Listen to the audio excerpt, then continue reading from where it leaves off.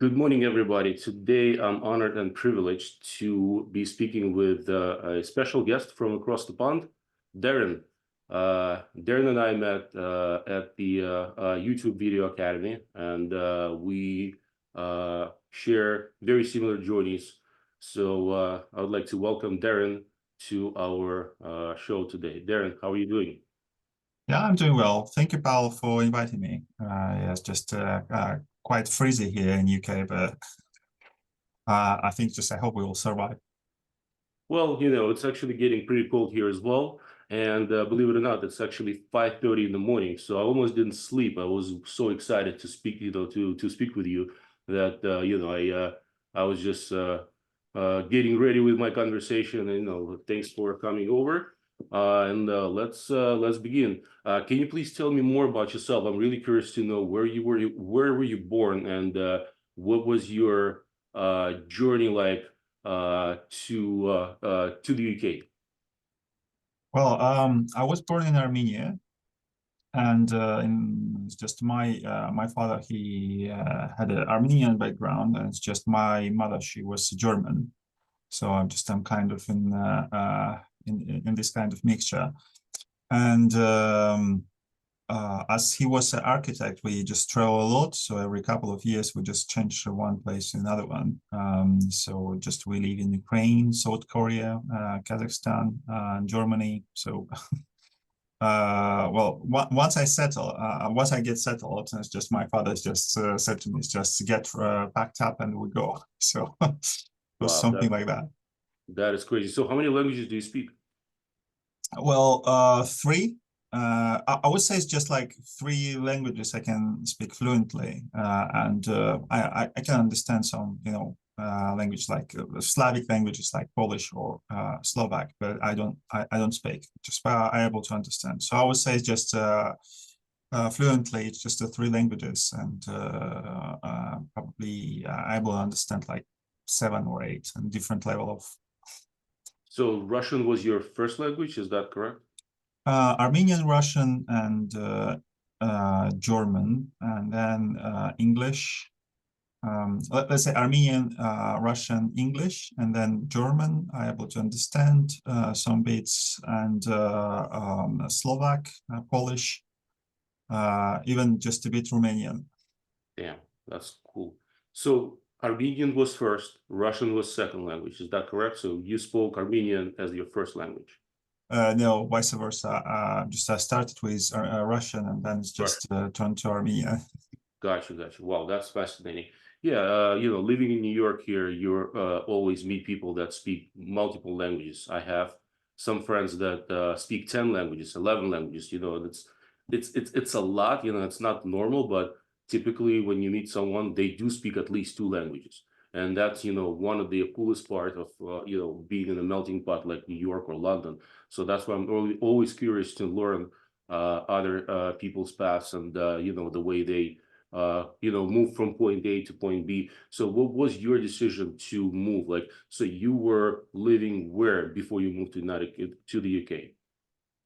Before that, we I live in Kazakhstan for a while. I think just in that time, I finished my education, almost finished my education, and then I just met my wife, and we thought just what will be the best way for us to get settled, because she wasn't impressed with Kazakhstan, and I just finished my education there.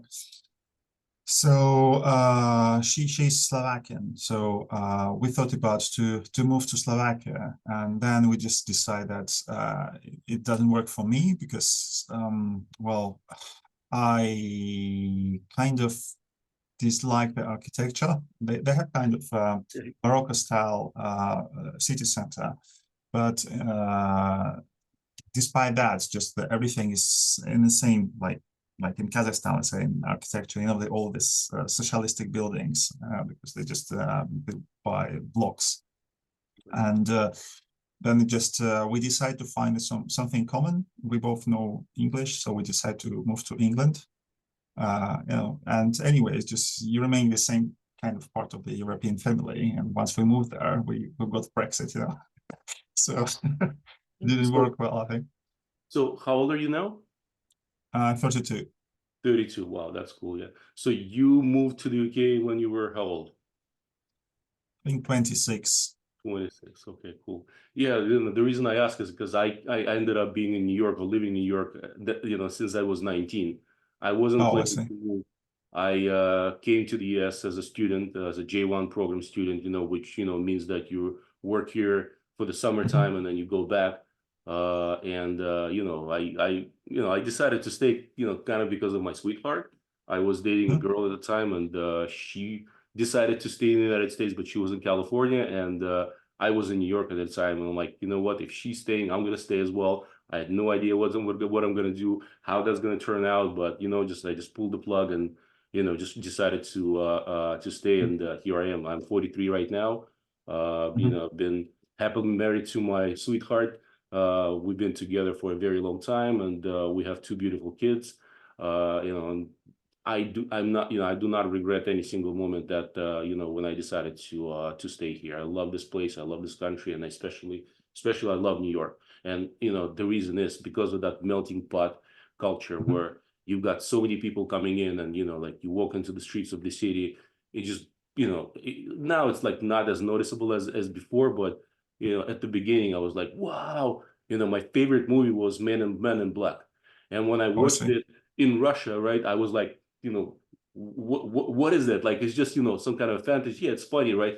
But when you get to New York, right, and when you surround yourself with this environment, you're like, I get it now. Like I understand what they were looking at, when they got inspired by by the idea and they decided to shoot this movie. So yeah, I admire you for your decision, and it's cool. I know it's not an easy thing, and I know that everyone who is pulling the plug and deciding to move from point A to point B have different hurdles, right? Like we all overcome certain problems. What was your hardest part? Like what was your most difficult um, um, problem that you had to overcome as a family, as a man? Tell me more about that part. I think just the hardest, I would say, is just it was kind of a turning point that is just British people. They are very, I don't know even how to describe. I mean, like they self-sufficient in one way, and another way probably they're not that chatty. So the kind of a conversation you can have or friendship, for example, in Kazakhstan or just probably in Russia and Armenia. I used to live in the countries with the more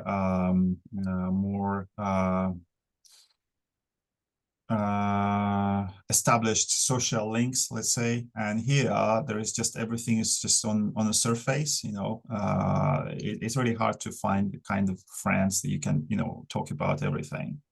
And I would say it's just here is some people like some people just from Ireland, and culturally they pretty much the same from like and the same people like in Kazakhstan. You can talk to them, just chat about that, discuss the news. And but English people, they just more like you can have like casual conversation or just about weather or whether just anything just hot points just you can just watch in the media, but there is nothing so you can't establish like serious connection with someone. So I think soul not in that connection, so to level. speak, right? Like where you can, just share the souls, and yeah, I get that part, and I like the way how you said weather. It says weather with the British accent. It's so funny because I love British accent. I'm like, I'm a big fan, and one of my interesting experiences were when I stayed in the States, right? I mean, first month when I was in the United States, I was in the Catskills in New York. I don't know if you're familiar with New York area, but I was in a summer camp, right? Like we had a lot of people coming from different parts of the world, and first English that I've ever experienced. Like imagine, like just giving you a context, like me coming to the United States. I've been studying English for many years. Like this was my major like subject in school. I went to special school in I'm from Uzbekistan actually myself. I was born in Tashkent, but then we moved to Ulyanovsk in 1991. So my parents wanted me to go to special English school in Ulyanovsk. and I did actually go there. You know, it was a big deal. I had to pass the exams and all that stuff. So I'm there. You know, I graduate. I go to the to university in Ulyanovsk, and then I get a chance to come to United States. I come to the States, and I'm like, shit, I don't speak any English at all. Like my whatever I did in school like was like pretty much nothing. So I didn't have any experience speaking. I've never I've never thought of so many accents in English. Like you study this book, right? Like Great Britain is the like London is the capital of Great Britain, and then all that stuff that we used to we used to learn in school. And all of a sudden people are speaking different things. Like I have a guy from Texas who is asking me, like with a southern accent. I have a Scottish guy that I cannot fucking understand at all. I mean, Scottish are, they're horrible. I mean, every time I hear, somebody speaking this Yeah, familiar tongue, like, are you fucking Scottish? Yes, I am, right? Like, and that's, that was like unusual to me. Like, I was like, wow, like I thought I know something, but I don't. So, the hardest part for me was to overcome the variety of accents, like where, for the first couple of months, I was like, what do you try to say? So at some point, I actually stopped and I'm like, okay, I got to do something about that, right? I just need to, somehow pick up all of that, all of those words in small language, like small slang and things like that. Back then, we didn't have phones, no smartphones or anything like that, but I had the dictionary. So I brought my Russian English dictionary. I would go to work one day. They would, and I was a maintenance in the summer camp. So I was actually, like fixing all the stuff that was breaking. I was, it, my camp was for, it was dedicated to overweight kids. Imagine again, like giving you the context. Like I'm a Russian 19 years old who's coming to the United States, like with all this picture of like movies and, New York. And first you come into the country, you get fascinated by all these buildings. And then all of a sudden you get to the camp where kids from like 6 years old to like 16-year-olds are all overweight. I mean, overweight, like to the point of obese. And you're like, where am I? Like, what's going on here? Like it was very uncomfortable. It was very unusual to see. And then on top of that, it was like a lot of accents and different cultures. So I had to like, get myself leveled with the reality. So I would get my dictionary. I would write down the words that I couldn't understand, in Russian, come sure. home, take the dictionary, translate that, write it down, repeat that again. And then next day I would come back again to work and I'll be like, oh, hammer, oh, this thing, like, so it kind of like started to pick up. And I realized that all of my knowledge that I got from school started to actually, be useful, because now I get the experience of speaking. Now I can see the words, I can write them. So in 3 months, I was doing pretty well. Another thing that was really hard for me, I had a walkie-talkie radio, and they would actually call me if something happened. First month, I was like, what? Yeah, imagine like not being able to understand what somebody's asking you, right? But at the same time, you're actually on the walkie-talkie. And it was like, to me, it was very, very hard to overcome that part. But once I took a leap and, went over that, actually started to be very comfortable. And then after I came to New York, I realized that you actually don't need to speak English that much, because there's so many people that speak Russian. It is like, there's just a population of people, especially in Brighton Beach. They're like, yeah, if they want to speak, if they want to speak with me, let them learn Russian, and then they'll come to us and they'll speak to us. This is the attitude that people had back from, who moved from like at the beginning of '90s and stuff. So yeah, it's this was my personal experience of New York. But after that, just the world started to open up, and it became very, very cool and interesting. So you're married, right? I understand you have kids. Yeah, How many? two. I have two boys, Two and boys? 6 and 4 years old. Oh man, dude. I've got a five and a half year old boy and 13 years old. My 5.5 is absolutely crazy. He's like a diamond in the rough, like a ball of energy, bounces like crazy. Do you have the same story with yours? Because I was watching your interview with Edgar last night, and I heard them screaming in the back. I'm like, I totally Yeah, get that just shit. yeah. Sometimes it's just they're very naughty, and just they they kind of in their rush. They prefer to play with each other, and then it just have some discussion who his toy is, and just all of this kind of things. And I think just yeah, I mean like, but why you have? I mean like you have a kind of a gap between them. Yeah, I think you said 5 and 13. And 13, yeah. Well, when we had the first one, everything was unplanned. Let's put it this way. When we got pregnant with the first one, we were, it was just, it is what it is, and then we took a break, and the second one came, which it is, we're thankful for that anyway. So we let's put it this way. So we did not have a plan for the first one, and we did not have a plan for the second one. I see. But we know now that we don't want a third one. Anyhow, you manage that, yeah. Yeah, no, it's on the one hand it's easier. On the other hand, yes, you're right. It might have been easier if they were closer to each other and they were in the same age. But our daughter is she's a athlete swimmer. She's doing really well, and she swims 6 times a week, 2 hours every day. So this is one of the things that we have to manage a lot, where we have to drive her to the swim club, so like swim facilities and gyms and stuff like that. And the younger one is just starting, and hopefully he will pick up the same hobby and sport. But as sports in the United States is very important. If you're good at one sport, you'll be able to get into school. And Paulina is looking forward to get into like Ivy League, some premium schools. So God bless her. Like we just hope that we don't have to pay as much money as everybody else. Yeah. I heard it's quite expensive to live in the United States, because I mean, like you don't like in United Kingdom, you have a national insurance system, which means that you pay like 20, or it depends of your level of income. You just pay some taxes, and this cover your health insurance, and it's just also there is something kind of included in your children's education, so you don't need to worry about that. But I heard this is completely different in the United States.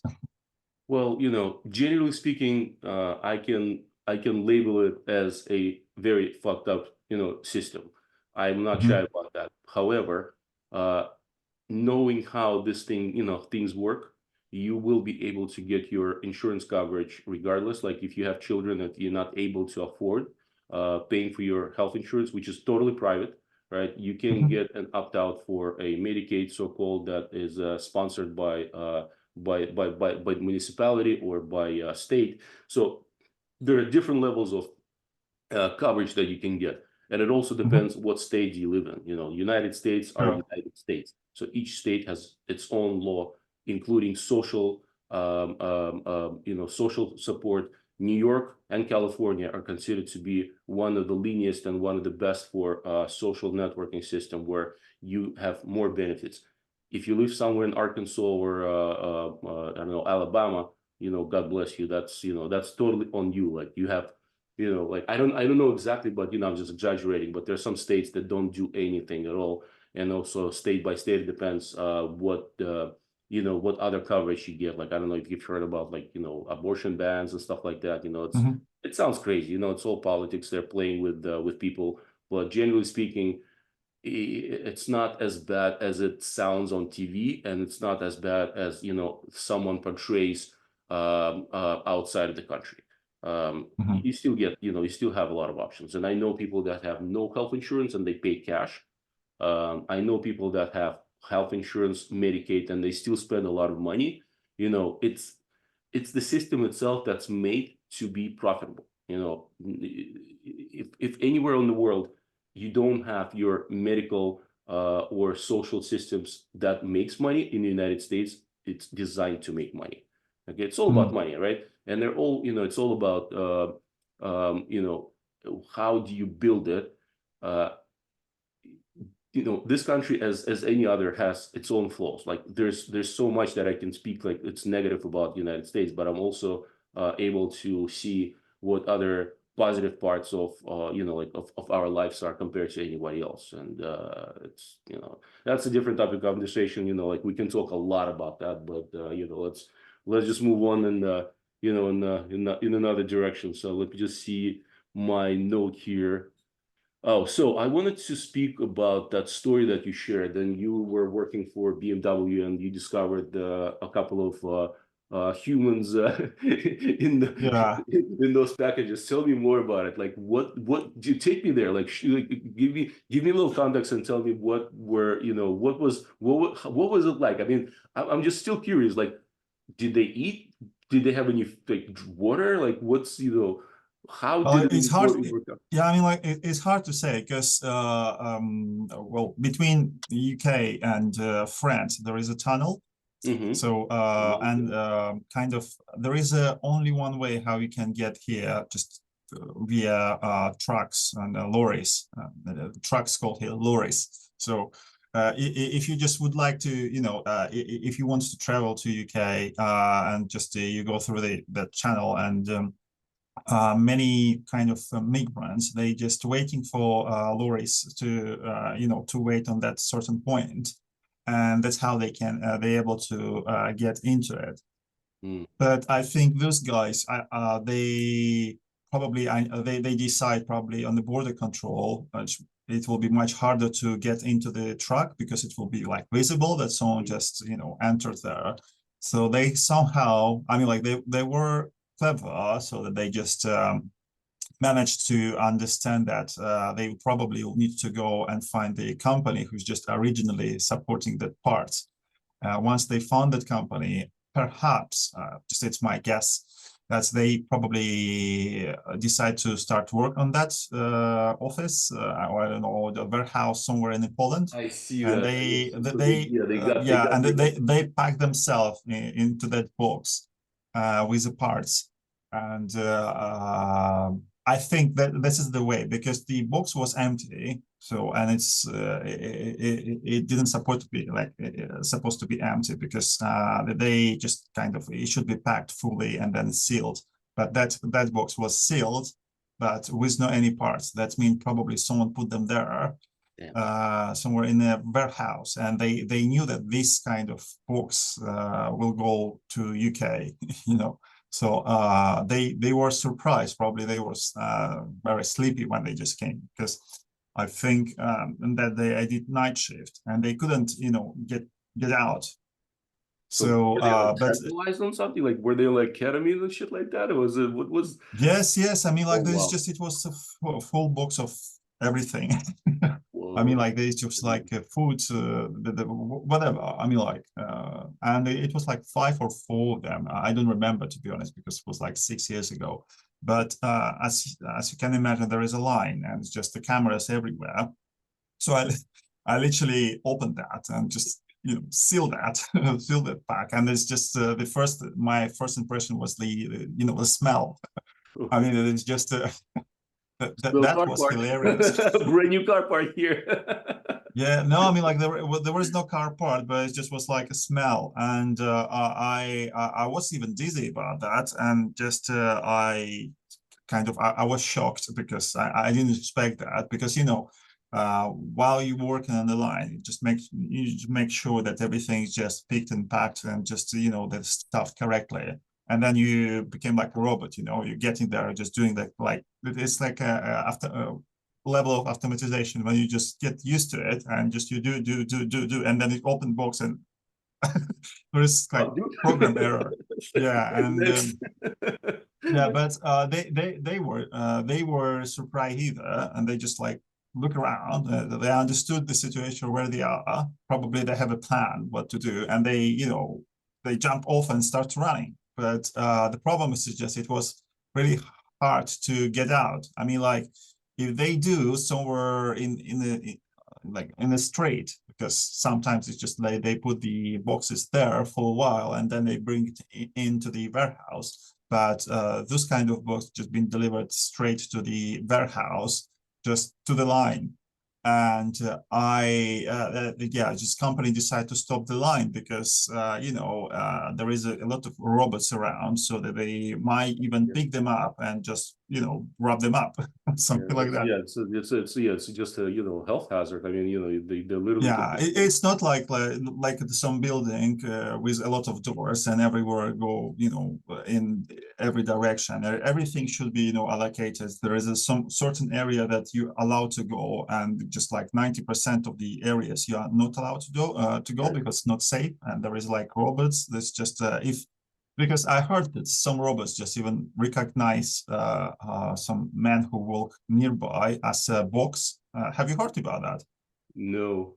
So No, it's an in South, assembly line, right? Like you're talking yeah, about the it's assembly assembly line. line. There is like a packing robot, for example. So it's going there and it's packed something like some parts or just anything.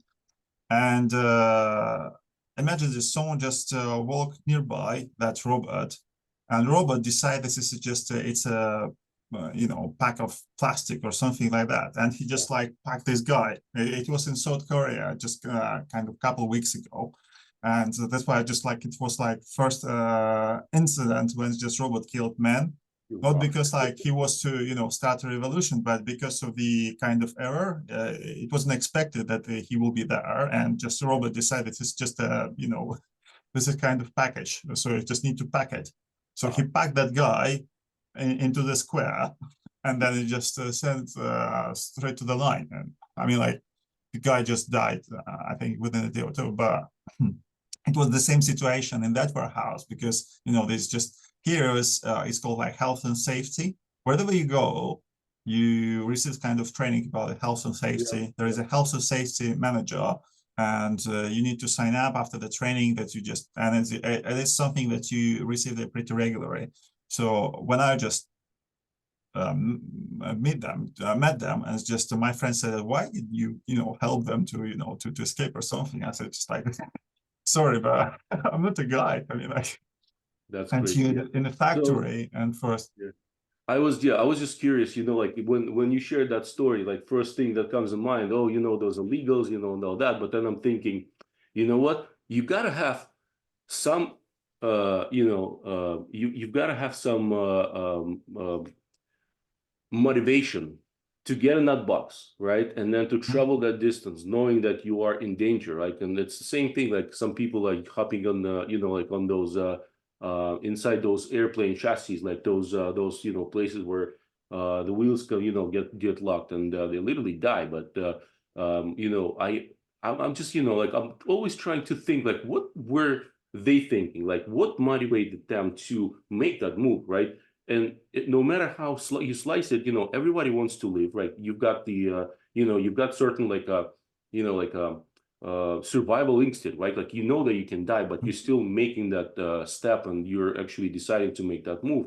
And I think those people are desperate. Like it's not made because they just want adventure. Like they are doing it because of a desperation and because of their situation oh, where they live, knowing what's happening in the world right now. I think that it's totally understandable, and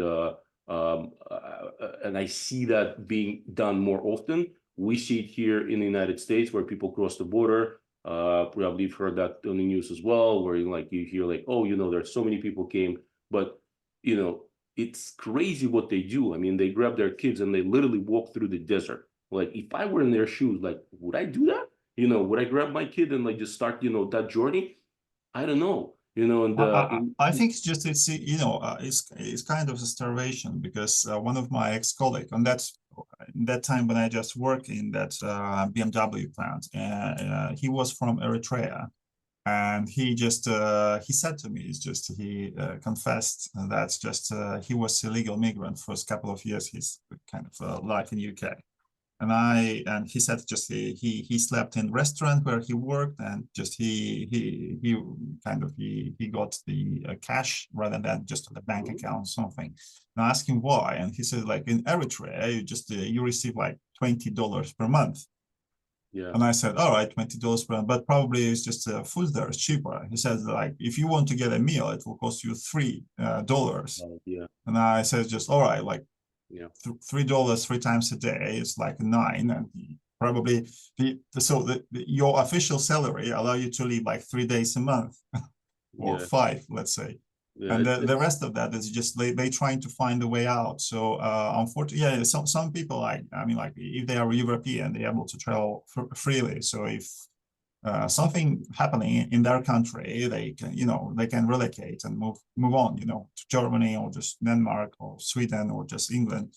But for those kind of people who just wasn't fortunate enough to, to born in the place, they, yeah, imagine, yeah, they imagine the gap that will have, that would actually be, created with all this artificial intelligence and other technological breakthroughs. And that's precisely what is happening right now. Like, people are not moving or immigrating just because they want to, right? Like, that's why I was asking about your story, because like I was just curious, like, what made you move? Like, what did you have? But you explained that you were kind of like between different countries, you had different experiences, you lived in many places, your parents are very multicultural, so that explains a lot. But for example, for us, like, our first immigration path was from Uzbekistan to Russia, and it was because Soviet Union fell apart. We were very little kids. We used to go to school where we had our education in Russian, and then one day when we showed up at school in 1991, I was 11 years old. Our teachers were like, well, we don't have any books for you, because now we cannot give you books in Russian. We have to give them, we have to get you the books in Uzbek, but we still don't have those books because they haven't printed them yet. So we're not going to have any books this year, and we will be teaching you somehow. And people are like, okay, how? So we only had notebooks, like we were writing something down, and it was a struggle. Like, teachers would try to balance between new rules where they have to speak Uzbek, and probably half of them couldn't even speak, let alone writing, like, let alone teaching. And you have these kids that are like, I spoke Uzbek fluently because I grew up on the streets. So I could speak, but learning, writing, like, probably I would have picked it up, with no problem. But again, like, it's such a rapid shift where people were flipped, like, literally, like, so this is your new reality, these are your new rules, go for it. So my parents decided that that's not going to work, and they started looking for other options. And my dad was working for the aviation industry, so he worked as an air traffic controller in Tashkent.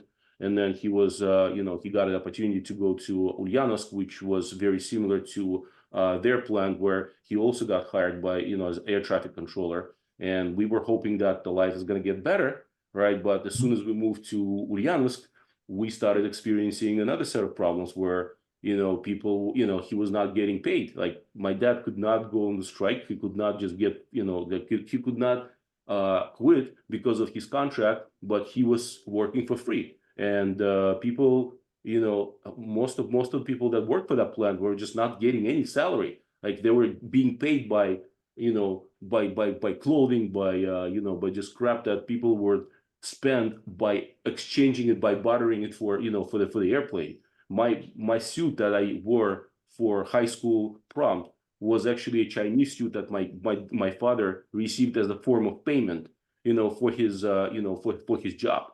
It's just crazy. It's that kind of reality we lived in. So when I decided to when I came to the United States, it was just a miracle. I was, like, my family was kind of like getting the money together just to have that, just to have that opportunity for me. It wasn't easy. That's why I always think about people that get out and they cross the Mediterranean Sea, and they get to European soil. And I understand that's a big problem, and it's not good to have so many people that are coming in and start just using the system, get it completely. But at the other hand, they are not doing it because because of fun or because of the journey that they decide to do. They're doing it because because of necessity. Listen, we got like 3 minutes left. I think we're gonna stop, and I'm gonna record it, another portion, right? Another 10 minutes. Is that okay? I think it's just you have like 40 minutes in total. You're 40, not right? It portioning. says like I only have 2 minutes left, so I'm just gonna stop, and I'm gonna relog in. Is that okay? I mean, like, I think just you have 40 minutes in total. It is just a free version, and then you will need to pay to get more minutes. No, no, no. I can drop Yeah, in and all I right. can go Okay. again. Okay, all right. All right. So let me stop. I'm gonna. Sure. Okay.